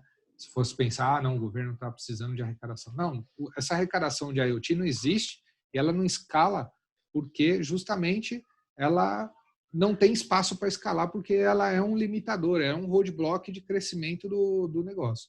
Então, quando você tira esse roadblock, a escala e o ganho produtivo do Brasil e a competitividade do Brasil está muito grande. Então, o governo ele vai ganhar seguramente em outras, não no Fistel especificamente, mas ele vai ganhar em vários pontos porque o país vai produzir mais, né? O país vai se tornar mais competitivo, vai produzir mais. Então, acho que a minha mensagem aqui, não especificamente para o Gontijo, porque imagino que o MCTIC, inclusive, ele é um grande defensor justamente a desoneração do Fistel, né? Mas aqui é um pedido para o governo, né? Para talvez o Congresso, porque isso é uma lei, né? Que foi instituída e é uma lei que precisa ser mudada. Então, não é o MCTIC, não é o Ministério que vai aprovar, e também não é a Anatel que vai deixar de cobrar. Enquanto existir a lei, a Anatel tem que executar, né? Então, obviamente, acho que o meu pedido é mais para o governo em si, assim, vamos pensar de forma macro, né? Vamos colocar o país numa posição de competitividade e não de burocratização do negócio. William, dentro da questão dos novos modelos, novas necessidades profissionais, né? Como que você vê que a gente pode criar pessoas com mais agilidade, tá? Para atender as demandas tecnológicas da Natura, as novas oportunidades para a área de tecnologia que vão se abrir aí daqui para frente. Como você imagina criar com mais agilidade esse tipo de profissional cada vez mais necessário e escasso? Tá. Aqui na Natura, o jeito que a gente tem conduzido isso, Alexandre, é dando ou fazendo provocações para os profissionais atuais. A gente sabe que com a ajuda da internet, dos canais que existem à distância ou das próprias fontes de pesquisa, a gente consegue ter informações para aprender um pouco mais a lidar com as tecnologias. Além disso, as empresas de tecnologias, elas também dão cursos ou orientações de como usar o produto dela. E a gente fez muito bem o uso disso aqui, provocando primeiro esses profissionais, falando que a indústria 4.0 ou a quarta revolução industrial é uma coisa sem volta, que a gente precisa estar pronto para isso, que não adianta a gente ficar empurrando, que uma coisa importante se a gente não fizer, a gente não vai ser competitivo. Né? Além de trabalhar na Natura, dou aula, e os alunos perguntam, mas professor, a gente vai perder emprego para o robô? Não, a gente vai perder emprego para a China, para os Estados Unidos, para outros países, para a Alemanha, que possuem essa tecnologia. É isso que a gente tem que estar preocupado. Por isso que colocar a tecnologia, ela não faz a gente perder o emprego. Pelo contrário, faz a gente ser um país mais competitivo e assim conseguir trazer mais produção ou mais oportunidade para isso. Então, eu acho que o Gontijo quer falar. É isso, Gontijo? Pode falar. Me permite, você está perfeito no que você disse. Acho que, desculpa interromper, mas é porque precisamos preparar a nossa sociedade a viver nesse mundo digital. Quer seja na cultura digital, da minha avó conseguir fazer o internet banking, quer seja do médico acreditar na inteligência artificial e no 5G para fazer uma telemedicina de alta precisão remota, para o médico do Ciro operar um cara lá no Alto Solimões, entendeu? Remotamente. A gente precisa que em 2030 as crianças hoje que estão com 8 anos, daqui 10 anos, elas estejam preparadas para esse mundo digital, quando elas estiverem entrando no mercado de trabalho e escolhendo suas profissões. A gente precisa que no ensino fundamental 1 hoje, crianças de 8 anos comecem a receber a educação e o pensamento computacional. Isso não é criar uma grade de computação, é você ensinar diferente, é você ensinar biologia diferente, é você ensinar história, geografia, ciências, a matemática com a lógica de algoritmo. Não ser decoreba, que é o que a maioria de nós teve quando a gente estudou. Se você faz isso, quando ela chegar em 2030 entrando no mercado de trabalho, a cabeça dela vai estar diferente. Ela não vai ter medo da inteligência artificial auxiliando ela a tomar decisão. É fundamental. Se a gente não tomar essa decisão hoje, essa geração de 2030 está perdida. Isso aí. Só em 2030 e poucos que a gente vai ter essa chance. E é isso que a gente vai ter. O arquiteto que está... Eu queria fazer uma consideração, viu, William? Mas eu queria esperar você... Estou acabando, Cabestre. A gente vai ter o arquiteto que trabalha com tecnologia, o médico que trabalha com tecnologia.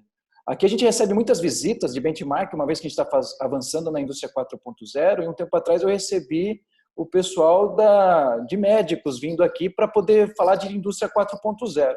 Aí quando eu perguntei para o diretor, para o doutor, eu falei, mas qual que é o seu interesse de indústria 4.0? Ele falou, William, se eu não souber de indústria 4.0, um médico lá do Japão vai operar o paciente daqui. E a gente tem que estar preparado para isso. Então, eu acho que essa mudança de mindset e dar essa importância que faz total diferença. E só para finalizar, o que a gente tem feito aqui é dar acesso aos nossos técnicos, às nossas pessoas, a essa tecnologia. Não adianta nada também eu cobrar, como sendo líder aqui da organização, e falar para o meu técnico, você tem que começar a colocar inteligência artificial na fábrica, você tem que colocar sensores de IoT. E se eu não der acesso para ele ter contato com tecnologia, eu não posso ficar pensando que ele vai só imaginar isso, como que eu vou colocar? Não, você tem que ter uma bancada, você tem que ter um ambiente de colaboração, de inovação dentro do seu espaço, para que ele possa ter acesso e, a partir daí, com as ferramentas na mão, começar a criar. Então, eu defendo muito isso, foi assim que a gente fez. A gente está fazendo de uma forma nós mesmos, a gente não está comprando a solução pronta das empresas. Então, aqui também é um outro modelo de forma de fazer gestão. Realmente, eu ensino os meninos, eu ajudo esses meus profissionais a entenderem um pouco mais sobre tecnologia, cobro isso e dou ferramenta para eles. E aí começa o processo de criação interno aqui da Natura, que tem tido bons resultados e eu fico bastante orgulhoso disso. Cabestré, por favor. O microfone. Obrigado. Não, gente, eu não sei se eu digo se é possibilidade ou privilégio, né? Eu fiz meu mestrado na Holanda, eu trabalhei 4 anos na Holanda, na Philips, trabalhei 12 anos numa empresa suíça, sempre desenvolvendo tecnologias. E quando a gente via isso lá, né, nos anos 90, né, e aí quando a gente via assim, um receio daquela cidade, o medo deles lá nos países, nós estamos falando de Holanda e Suíça, que são países desenvolvidos. Pô, quando o colaborador tinha medo e vinha essa pergunta, puxa, eu vou perder o meu emprego para o robô, um ganho duplo para tirar esse temor das pessoas. Primeiro, que não é perder emprego, é permitir que o colaborador, né, e a sociedade, um ganho muito grande para o ser humano, o colaborador e a sociedade, Em vez de ele fazer trabalho braçal, ele vai fazer trabalho de valor agregado. Só que ele tem que se educar, que acho que é o que o Gontijo colocou bem. E o segundo ganho, quando a gente aprende a fazer coisa de mais valor agregado, que é o que nós estamos tentando fazer lá também no agronegócio de uma certa forma, é que o país ganha, a gente fica mais competitivo, é um ganho duplo, não é questão de perder emprego, é a sociedade ganhar, vai ter um emprego menos braçal, mais intelectual, né, de maior valor agregado. É caro, que tem aí, ele tem que estudar, ele tem que se preparar para isso, e a sociedade ganha de um todo, porque maior valor agregado a gente consegue colocar aí, né, insumos do nosso PIB de maior valor agregado. Acho que é isso que eu queria complementar aí o que o Gontijo, né, e o William colocaram. Joia, estou querendo saber também do Zubin agora, a questão da inovação aqui de Campinas, né? A gente tem aqui, praticamente Campinas é responsável por grande parte da lei de incentivo, de lei de informática e outras leis de incentivo, né? Você entende que é um bom momento para inovação no Brasil e inovar realmente com esse recurso que chega até nós aqui na região, tá? Estou querendo saber assim, o que você pode trazer para a gente uma informação positiva para estimular os jovens, os novos empreendedores, que inovar pode se tornar até uma missão, porque o empreendedor ele não gera só emprego para ele, né? Ele gera para as famílias. Então eu vejo o empreendedorismo até como uma nobreza, até como uma missão às vezes. Então o que você pode trazer para a gente aí nesse sentido? Bom, Alexandre, de fato, a questão do empreendedorismo é a mola do progresso, né? Quer dizer, tudo que a gente tem hoje, o que a gente imagina, foi fruto dos empreendedores que arriscaram e que, né, alguns não deram certo, outros não deu na primeira vez, deu na segunda e foi indo, né? Então, acho que isso é, sem dúvida nenhuma, fundamental. Essa questão da área de tecnologia, como você bem disse, a nossa região aqui de Campinas, ela responde hoje por 60% de todo o uso da lei de informática nas instituições de pesquisa. Então, isso tem, de fato, um peso muito grande e a gente estava muito preocupado com toda essa discussão que teve agora no ano passado, né, da definição, para que a gente pudesse continuar tendo esse instrumento como um instrumento fundamental para que a gente tenha a capacidade não só de desenvolver tecnologia, mas de manter esses cérebros aqui no Brasil. Porque se a gente perdesse essa capacidade, facilmente as competências aqui elas teriam buscando alternativas em outros países, como muitas vezes acontece, né? A gente perde talentos aqui para vários países, né? Então é sempre um esforço muito grande, né? Você está mantendo isso. Então seria uma perda muito grande para o país. Então o fato da gente ter uma lei de informática que permita isso, esse desenvolvimento, isso é fundamental. Agora, dentro dessa condição, né, até no início, quando a gente falou um pouco do aprendizado,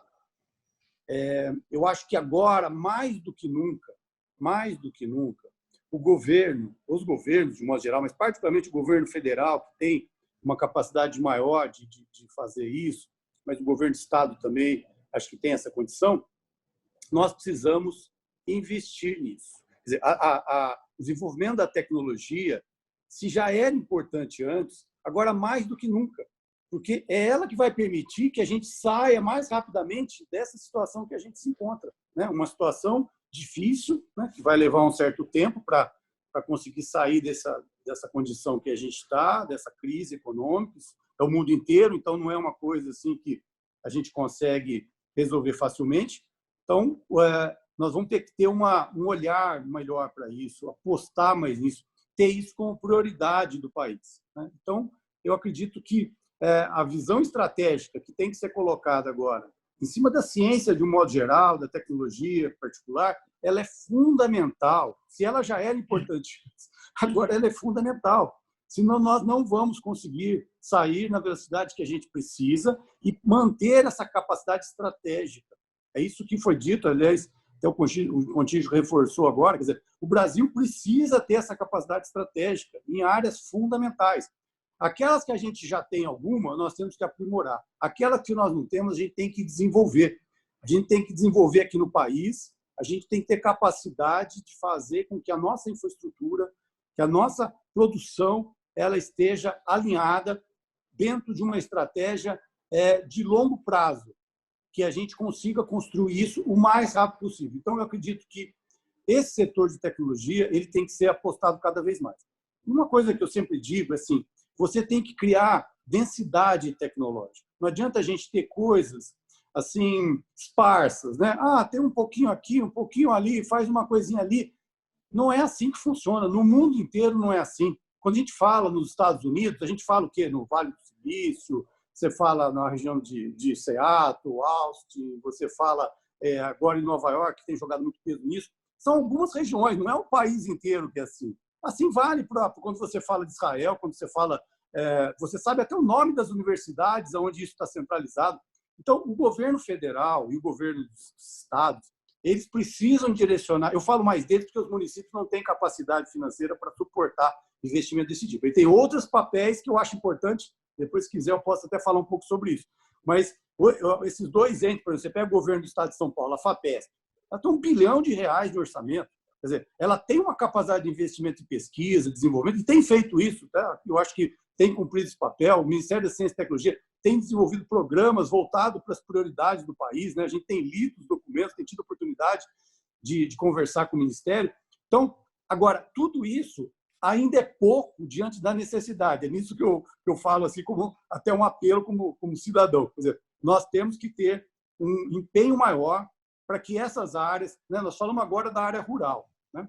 O rural brasileiro ele chegou onde chegou o desenvolvimento da Embrapa, que é ciência, que é tecnologia. Isso é inegável. E outras instituições de pesquisa. Né? Aqui em Campinas nós temos o Instituto Agronômico. O Instituto Agronômico aqui em Campinas foi fundado por Dom Pedro II. Vocês têm uma ideia? Foi uma das primeiras instituições de pesquisa no país, que pesquisou o café, para desenvolver o café no Brasil, foi aqui.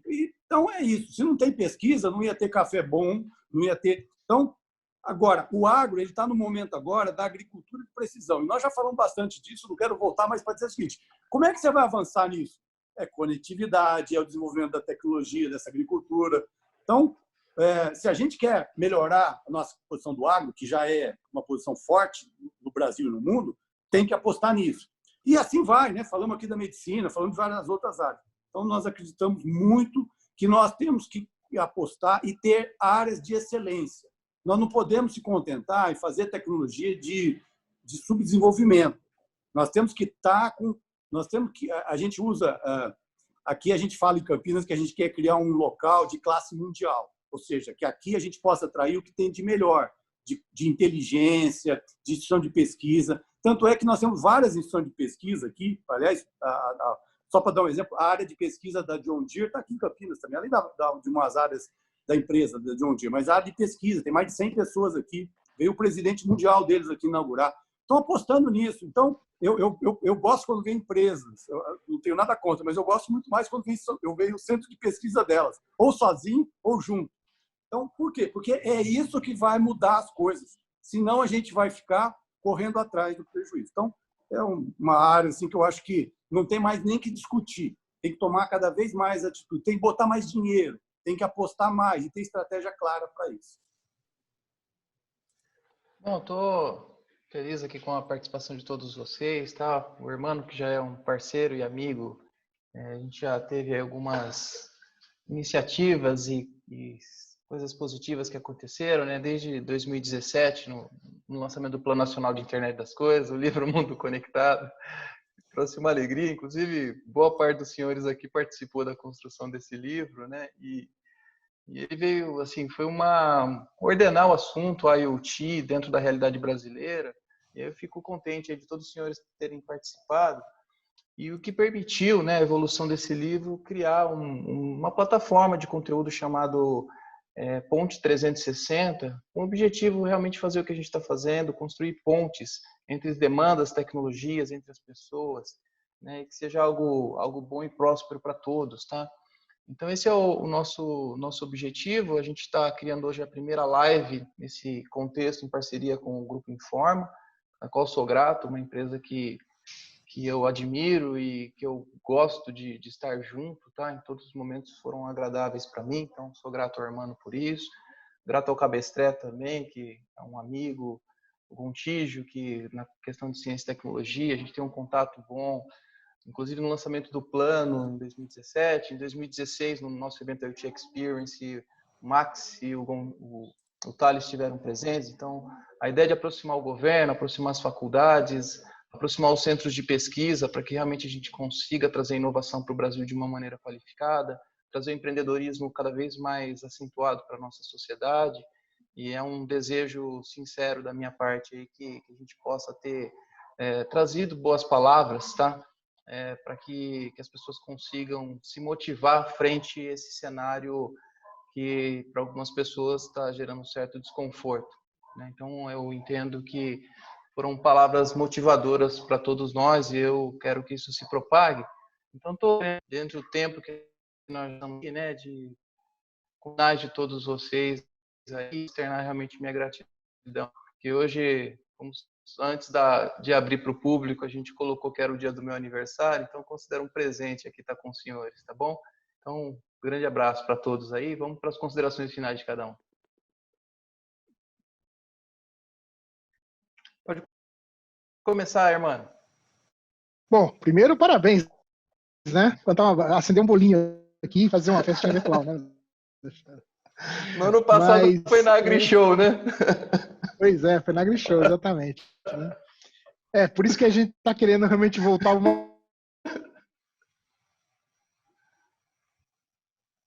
Mas veja só, o Grupo Informa, ele é praticamente em todos os segmentos da economia. Né? Nós atuamos, falamos aqui da AgriShow, nós temos a área de food, as PAIs, a FISA, temos vários eventos, nós temos mais de 30 eventos, né? Desde o agro até a indústria, do varejo, a área jurídica, né? E o que nesse momento a gente está fazendo muito é trazendo junto esses mercados, né? Nós fizemos na terça-feira nosso primeiro evento, o FutureCon AgriShow, né? Nós juntamos quase 400 pessoas na live, nós tivemos pessoas da Embrapa, pessoas, digamos assim, tinha um pessoal da IBM, da Nokia. Então, a gente trazendo cada vez mais os setores conjuntamente. Hoje nós tivemos para a área de logística, para a área de food services. Agora, em paralelo com o nosso evento aqui, nós estamos fazendo um outro evento também associado à área de logística e construção. Então, acho que nesse momento é muito de colaboração. E a Informa quer colaborar cada vez mais para que os mercados se falem. A gente saia, porque muitas vezes a gente trabalha em tribos quase que isoladas, né? Então tem a tribo do pessoal de TI, tem a tribo do pessoal de telecom, tem a tribo do pessoal não sei do quê. E agora, com o virtual, com o digital, a gente consegue aproximar muito mais dessas tribos, né? E isso é um trabalho que a gente está fazendo e habilitando novos negócios. Ontem mesmo, anteontem, no AgriShow, com a FutureCon, nós saímos de lá com um negócio entabulado entre a IBM e o pessoal da Cooper Citrus. Então, eu acho que fiquei muito feliz com isso.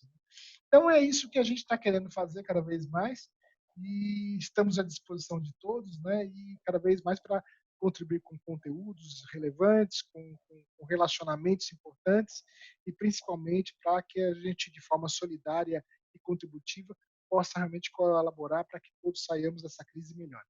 Obrigado. Vamos lá, Gontijo. Bom, queria agradecer novamente a oportunidade, né? Subscrevo tudo que o Hermano falou. E aí eu acho que talvez uma mensagem que eu queria deixar para todo mundo é que isso vai passar e vamos sair melhores do outro lado, né? E se vocês me permitirem, quem falou isso para mim foi a minha filha. E ela pegou e fez isso daqui. Isso vai passar, tá? Então, é o recado que eu deixo para vocês, é o que a gente tem em mente e o que leva a gente a mover, a superar tudo que a gente está vivendo, tá bom? Perfeito. Vamos lá, Polidoro. Bom, pessoal, primeiro agradecer a todos aqui. Acho que a iniciativa, como o Hermano falou, de misturar as tribos, né? Aqui a gente tem gente de todos os setores aqui, setor industrial, infra, governo, regulador, ministério, agência, mídia, super interessante ouvir. Cada um tem não fica aquele assunto maçante, né? Porque cada um complementa com a visão. Eu queria dar os parabéns aí pela iniciativa, foi muito, muito interessante. Espero que as pessoas tenham gostado, espero que tenham mais lives dessas e contem conosco. Assim, a Claro tem um compromisso com o país, né? Mais do que com o acionista, com o país, né? A gente, nesse momento difícil para todo mundo, está dando internet para as pessoas na rede móvel, está melhorando a velocidade das pessoas na rede fixa, para quem tem internet fixa em casa. Da Claro está abrindo canais de TV para as pessoas terem mais entretenimento, mais saúde mental, com o objetivo de sairmos melhores, né, como o Gontijo falou. Então, contem conosco, sempre que a gente puder agregar aí nos assuntos, junto com você, Alexandre, junto com a Informa, contem conosco que a gente estará presente. Muito obrigado a todos aí. Cabestré? Microfone. Obrigado, Alexandre. Agradecer mais uma vez aí a oportunidade, parabenizar você duplamente, né, pelo aniversário e pela organização, né, e parabenizar todos os participantes. Eu queria deixar duas mensagens rápidas, né, até além dessa maravilhosa que o Gontijo deixou aí com o desenho da filha. Primeiro é pensar novos hábitos, né? Acho que a gente tem que pensar diariamente, a gente está se reinventando, né? E eu acho que o que vem aí, não só o pós, mas o durante o coronavírus, né? Repensar os nossos conhecimentos, habilidades, atitudes e como nos motivar aí para construir um mundo ainda melhor depois dessa pandemia aí. Juntar as tribos, acho que é um negócio bem legal que foi colocado pelos colegas, e deixar a mensagem não só para você, mas para todos aqui os participantes pela rede aí. A única coisa certa na vida chama-se mudança. Temos que estar preparados para ela, tá ok? É isso. Obrigado mais uma vez, Alexandre. William? Bem, também gostaria de agradecer a oportunidade, fiquei muito feliz do convite, de estar aqui junto com todos vocês, agradecer o pessoal que está também lá em casa, assistindo a gente aqui. Realmente é muita alegria a gente poder estar com um grupo seleto, falando um pouco sobre assuntos que são importantes para a gente. Tá? Alexandre, parabéns duplamente também, tá? Obrigado mesmo, e assim, fica o convite, eu quero que tenha mais lives, mais oportunidades como essa para a gente poder compartilhar conteúdo e conversar com o pessoal, tá? Obrigado mesmo. Bom, Zubem? Alexandre, agradecer a oportunidade, o convite, gostei muito, né? Pessoal muito inteligente, boas ideias, é sempre bom, privilégio, né? Poder trocar ideias assim, e a gente espera sempre estar podendo ajudar, né? Contribuir com essa reflexão, né? De tudo que foi falado, né? Da situação.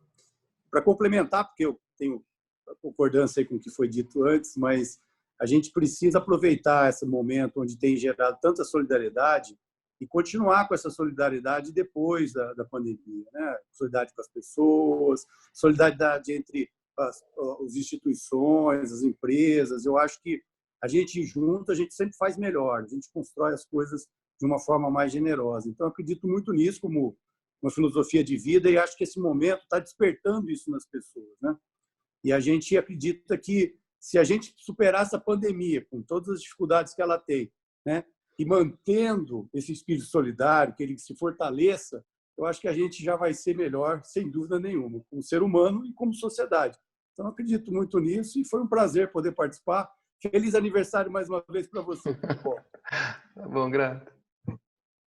Ô, irmão, só complementando então que a pedido do William, do Cabestré e do pessoal aí, precisaremos fazer mais lives, tá bom? Vamos nos organizar para isso, tá bom? Certamente. Vamos Grande organizar, abraço. certamente, né? Bom, Obrigado. gente. Obrigado a todos pela participação e vamos lá. Bom, gente, eu estou aqui só para finalizar, né, e agradecer mais uma vez a todos os participantes que estavam, que manteve a audiência aqui com a gente, com mais de 100 pessoas ainda na finalização desse webinar. Convidar para que todos terminem, saiam da sessão e respondam à pesquisa de satisfação, até para nos indicar os próximos temas a serem trabalhados, próximos tipos, painelistas para a gente poder convidar e tudo mais, horário mais adequado também, e já fazer um convite, porque a gente tem no dia 5, na próxima terça, às 16 horas, um painel de conectividade com o CEO da Claro. Então, uma entrevista ping-pong entre o Hermano e o Paulo Teixeira. Obrigada e até a próxima, viu?